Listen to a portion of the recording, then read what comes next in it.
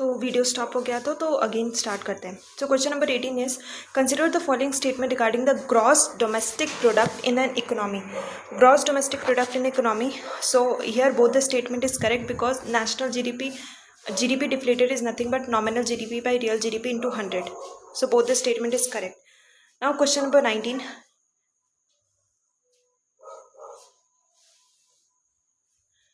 Question number 19, that is Adam Smith advocated that the free market mechanism should play the role of an invisible hand in the economy. देखते हैं. The free market mechanism always ensure the optimum social economic outcome without fail. ऐसा तो हो ही नहीं सकता without fail किसी भी चीज़ कैसा भी without any fail ऐसा नहीं होता है. बहुत एक्सट्रीम स्टेटमेंट है. So statement 2 is wrong. I guess statement 1 is correct and statement 2 is not correct. Now question number 20 है economic inequalities among the people, environmental damage due to the developmental activities, non-market exchange in the form of the unpaid work, production of goods and services in the economy, living standard of the population. How many of the above are accounted for the calculation of gross domestic product? अब हमको इसमें से calculate करना है कि इसमें से कौन सा जीडीपी में कैलकुलेट होता है. सो ऑफकोर्स सिंपल सा बात है, जो हम कैलकुलेट कर सकते हैं वो कैलकुलेट होगा. फॉर एग्जांपल मॉनिटरी टर्म में हमको कैलकुलेट करना है. सो इनइक्वालिटीज़ नहीं होगा, इन्वायरमेंटल डैमेज नहीं होगा, नॉन मॉनिटरी चेंजेस नहीं होगा, production of goods and services in the economy होगा, living standard of the population नहीं होगा. सो यहाँ पे बोल रहा है कि not account for the calculation. So एक को छोड़ के सभी होगा. सो यानी कि option C that is 4 option is correct. ठीक है, production of goods and services को छोड़ के सभी होगा. Now question number 21, economic growth in the country acts necessarily have to occur if there is a technical progress in the world economy, there is a population growth in the economy, there is a capital formation in the economy. The correct statement or correct explanation is the capital formation in the economy. Then there must be a economic growth in the economy. So of course the capital formation होगा economy में तभी ना economic growth होगा. सो option 3 is correct और ये 2013 का question है, previous year. Now question number 22. In the context of economics, which of the following best describe the term Goldilocks situation? Goldilocks something which is related to stability, ऐसा कुछ जहाँ पे balanced way में सब कुछ हो रहा हो. ठीक है. Now read the statement. A phase of economic activity is marked by rapid growth. No, rapid growth तो नहीं होगा. ठीक है. Now state of stagflation नहीं, काफ़ी different term है. The period of economic stagnation characterized by sluggish growth. No. The state of balanced economic condition marked by the moderate growth. ठीक है. So balanced economy, this term is correct. ठीक है. Now question number 23. The World Bank classified the India as a low middle income countries based on the gross national income, GNI. हाँ. Currently India is considered to be the low middle income country. So first is correct.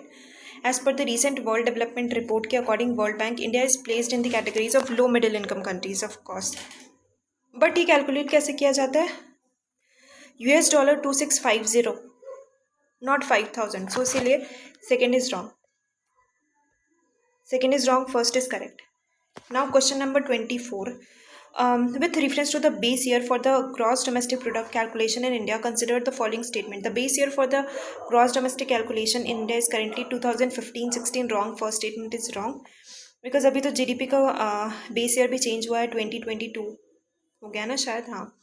So it is changed periodically to capture the structural change in the country.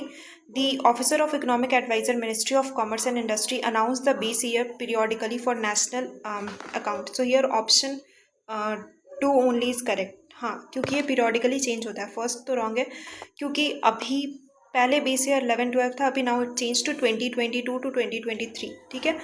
अभी currently news में काफ़ी है और almost सभी mock test में ये question आया हुआ है.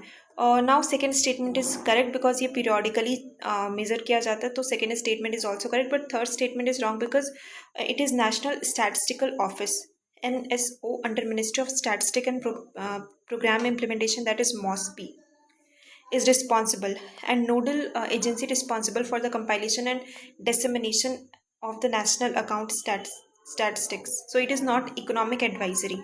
It is not economic advisor, Ministry of Commerce and Industry. Who announce the base year for the national, हाँ तो ये कौन होता है, MoSPI under the national statistical organisation. Now question number 25, which one of the following statement is true with regard to an economy which is on its production possibility frontier. So production possibility frontier, PPF curve. What is PPF curve? The economy has to sacrifice some production of one commodity in order to increase the production of another commodities. So production possibility curve क्या होता है? Production possibility curve is there is no limit on constraints of the economy in the production of goods and services. ये नहीं होगा.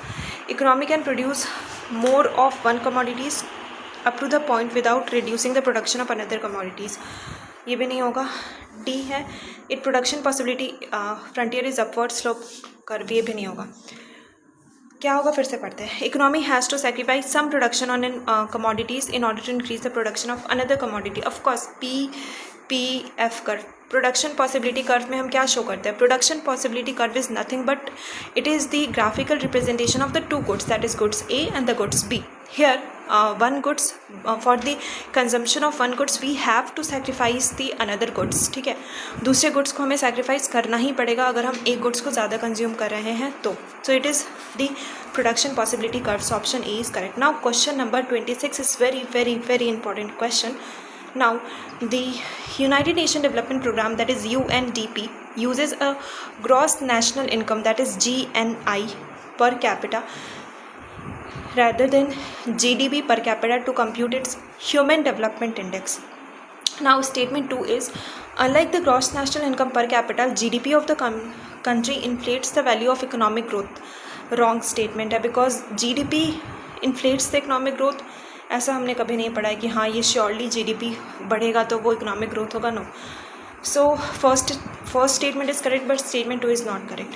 Now हमें ये देखना है इसमें इंपॉर्टेंट क्या है हमारे लिए कि human development index, that is HDI index, it is published by United nation developing, UNDP इसको कैलकुलेट करता है. And it is calculated on the basis of 3 categories. First is life expectancy at birth. ठीक है. Second is expected year of schooling and mean year of schooling. बहुत important है, expected year of schooling and mean year of schooling. And last is GNI per capita in PPP terms. ठीक है. So first है life expectancy, second है education term में expected year of schooling and mean year of schooling, and third है gross national income per capita. ठीक है. ये term तो याद कर लो, रट्टा लगा लो, जो करना है करो, but expected year of schooling and mean year of schooling. ठीक है. कौन कैलकुलेट करता है? UNDP, that is United Nation development programme. ठीक है.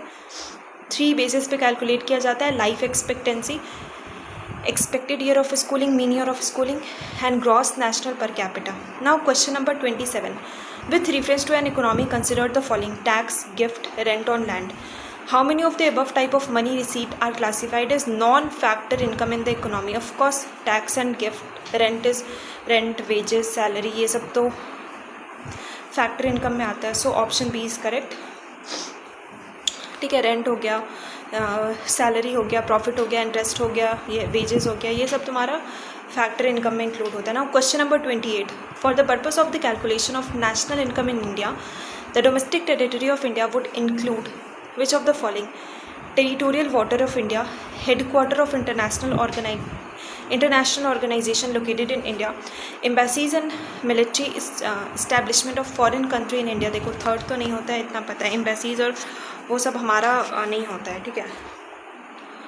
सो थर्ड गया, थर्ड नहीं होगा, थर्ड नहीं होगा, या तो 1-4 होगा, या तो 1-2-4 होगा, या तो B होगा या तो C होगा. अब देखते हैं क्या होता है.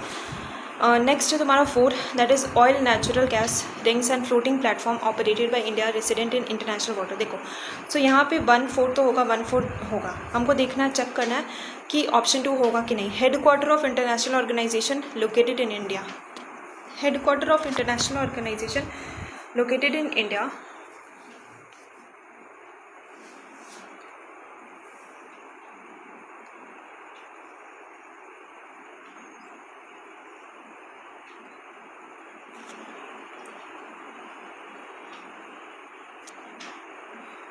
लोकेटेड इन इंडिया, ये क्या होगा? It is a part of the B. क्या है? B is option 2 is incorrect because headquarter or office of international organization located in India is not treated as a India domestic territory. ठीक है, international headquarter और office जो होता है वो India का पार्ट नहीं होता. It means it can not be calculated in the domestic territory of India. So again option second is also wrong. So we left with option B. So here option B is correct. Now question number 29. Tea leaves purchased by household consumer are considered as intermediary goods rather than a final goods. Wrong. First तो wrong है. Now tea leaves are not consumed in the raw form, but they are used to prepare a drinkable beverages. Of course first is not correct but second is correct. Now question option D. क्या दिमाग लगाना है इसमें. Now question number 30. In context of the income method of calculating a national income, which of the following is not treated as a compensation of the employee? So of course bonus होता है, ऐसे free accommodation नहीं होता है क्या, reimbursement नहीं होता है, sorry, reimbursement of travelling expenses for the business tour is not included, is not treated as a compensation of the employee. काफ़ी थोड़ा कन्फ्यूजिंग है, मतलब ऐसे हम फर्स्ट टाइम जब SFG लगाए थे तो इसमें क्वेश्चन आया था, मेरा रॉन्ग हो गया था, बट अभी मेरे को क्लिक किया कि हाँ डी रॉन्ग है, बिकॉज रीइम्बर्समेंट जो होता है it is not being treated as a compensation of employee. ठीक है. Now 31. Which of the following can be said to be essentially the part of the inclusive government? Of course inclusive government ये काफ़ी confusing था, मेरे को लगा शायद सब ही होगा, मतलब मोस्टली हमको लगा था होगा सब डी, बट इसमें सी है. Part of the inclusive oh sorry, हाँ ये तो पता है, ये ईजी था. एक और क्वेश्चन आएगा ना, वो दिखाए, वो देखना. देखो, non banking financial companies permission और permitting the non banking financial company to do banking is not included in the inclusive government. बाकी तीन है, और वो क्यों नहीं है? First is incorrect because permitting, तुम किसी को परमिट कर रहे हो तो फाइनेंशियल कंपनीज को to do banking is not essentially the part of the inclusive government, because non banking financial NBFCs already have their own defined role in the financial inclusion. So rather than permitting the NBFCs to do banking, it would be better to improve the working and regulation of bank as well as NBFCs. So ये ज़्यादा important होगा अगर हम उसके regulations को ज़्यादा improve करें तो. ठीक है. नाउ क्वेश्चन नंबर 32 देखो ये वाला question. With reference to the Human Development Index, consider the following indicator. Now थोड़ा सा पॉज लेना इस क्वेश्चन में और खुद से सॉल्व करने का कोशिश करना, क्योंकि अभी हमने पढ़ा है human development index UNDP calculate करता है. इसमें क्या क्या इंक्लूड होता है? Life expectancy, mean year of schooling, expected year of schooling, और GNI in terms of per capita, PPP term. ठीक है. नाउ लाइफ एक्सपेक्टेंसी होता है, option 1 is correct. Intensity of poverty नहीं होता है, ग्रॉस एनरोलमेंट रेशियो नहीं होता है, और एम्प्लॉयमेंट रेट भी नहीं होता है. बहुत बार हमें क्या लगेगा, ग्रॉस एनरोलमेंट रेशियो होगा, बट नहीं, ग्रॉस एनरोलमेंट रेशियो नहीं होता है. इसमें सिर्फ 3 चीज़ होता है, that is life expectancy, mean year of schooling, expected year of schooling, and last that is GIN in PPP terms. So only 1 is correct, that is option 1. ठीक है. SGI कौन कैलकुलेट करता है? UNDP, that is United Nation development programme. Okay. Now question number 33.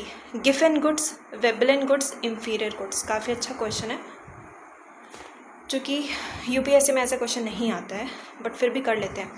Given goods क्या होता है? Given goods is special और status symbol goods होता है. ये एक इंफीरियर गुड्स नहीं होता है, बट ये एक स्टेटस सिंबल गुड्स होता है, और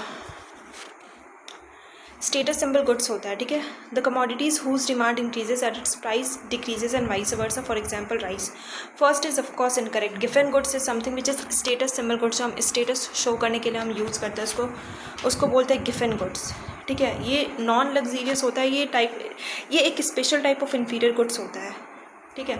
ये एक special type of inferior goods होता है जिसमें कि प्राइस इंक्रीज़ होता है तो लोग और भी ज़्यादा परचेस करते हैं. ठीक है. डिक्रीज़ नहीं करते हैं. So first is wrong. Now question second is Veblen good.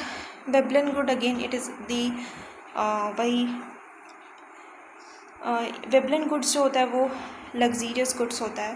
For example jewelleries जो हम लोग परचेस करते हैं, लग्जरी कार परचेस करते हैं दूसरों को दिखाने के लिए, जो बेसिकली परचेस करते हैं, जो ब्रांडेड प्रोडक्ट परचेस करते हैं, लग्जरी कार ये सब.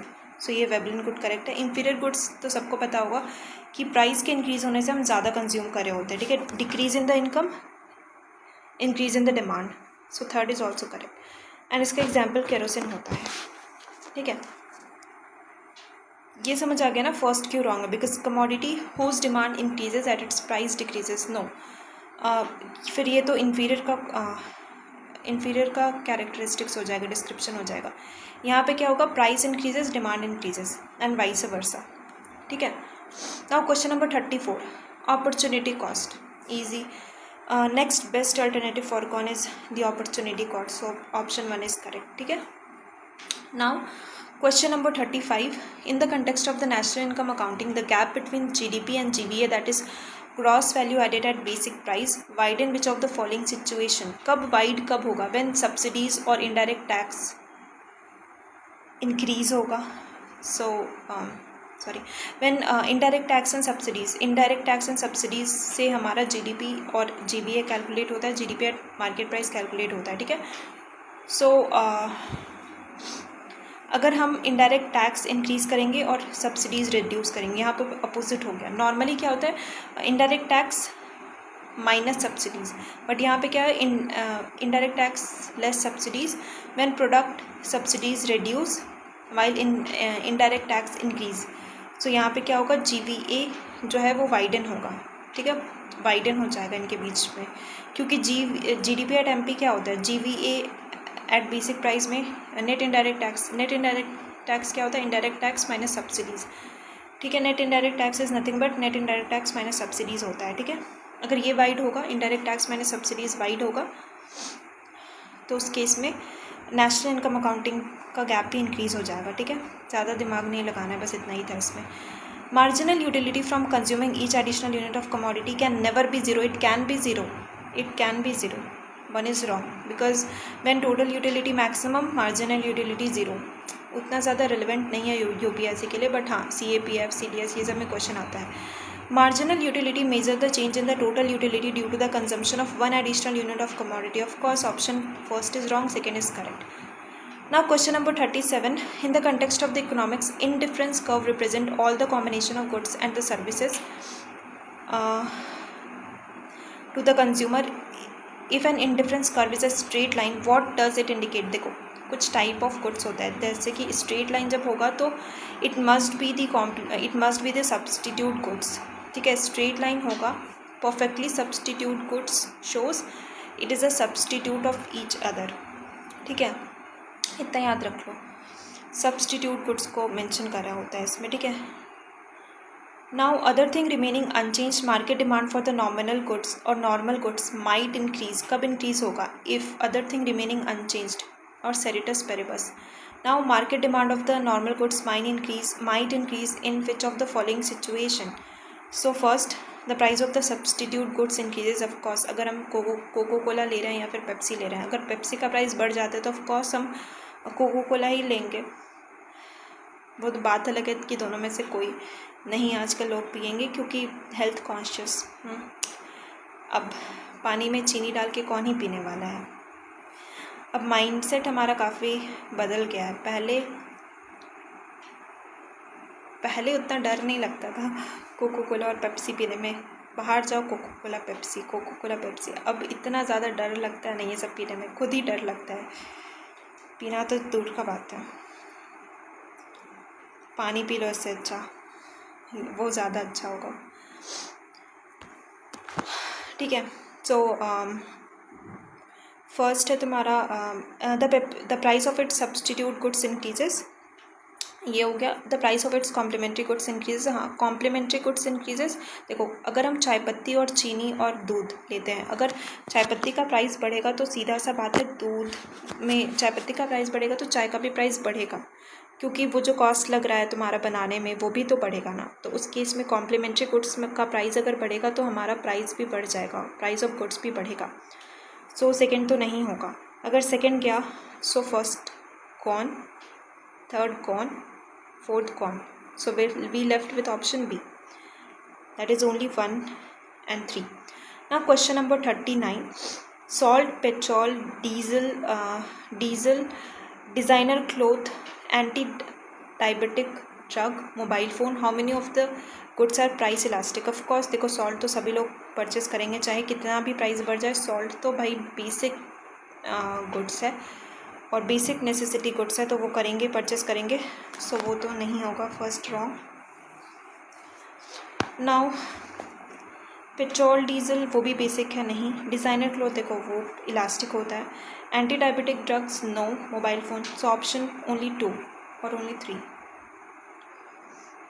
ओके देखते हैं. देखो फर्स्ट तो करेक्ट है.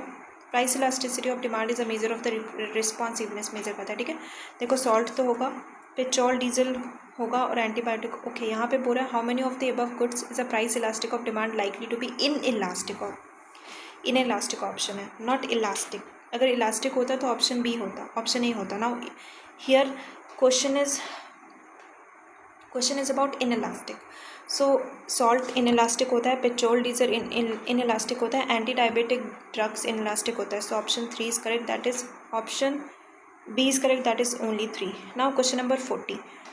As the income of the household increases, the share of the income spent by that household to buy the inferior goods steadily rises. Angel curve और एंजल लॉ क्या होता है. एंजल लॉ ये बताता है कि बहुत जितने भी हाउस होल्ड है वो क्या करें, अपनी जो भी इनकम है उसको अभी क्या होता था वो बहुत कम स्पेंड करते थे, क्योंकि इकोनॉमी में absolute amount spend on the foods में स्टिल. यहाँ पे क्या होता है ना कि एंजल कर्व ये बताता है कि as an income of household increases the proportion of income spend by the household on the food decline. क्यों? क्योंकि वो और किसी चीज़ में इन्वेस्ट करना शुरू करते हैं. क्योंकि यहाँ पे ये बोला गया है कि as the income rises people spend on the smaller proportion of their income on the foods, because however the absolute amount spend on the food में स्टिल इंक्रीजेस. पीपल में बाई बेटर गुड्स, अच्छा goods खरीदेंगे, luxurious goods खरीदेंगे. Food no longer dominate their budget. अब उनको भाई अब वो बहुत ज़्यादा अर्न कर रहे हैं. अभी हम ही लोग को देख लो, अगर हम अभी पढ़ रहे हैं, हम लोग अभी पढ़ रहे हैं, सो अभी बेसिक नीड्स पूरा करना ही हमारा काम होता है. लेकिन अगर हम एक बेयर मिनिमम पोजीशन पे पहुंच जाएंगे कि हाँ चलो यहाँ से एटलीस्ट खाना पीना फैमिली को वो बेयर करना, फैमिली का एक्सपेंसेस वो जब हो जाएगा तो हम आगे का सोचेंगे कि अपना घर बनाना है, अपना गाड़ी लेना है, अपना और अदर इन्वेस्टमेंट करना है, ऐसा. सो ये बोला है कि अब वहाँ पे हम खाना या फूड ये सब का तो नहीं सोच रहे होंगे ना, क्योंकि वो तो आ रहा है हमारे पास. सो यही था तुम्हारा ना क्वेश्चन नंबर. अभी यहीं तक रखते हैं, ठीक है.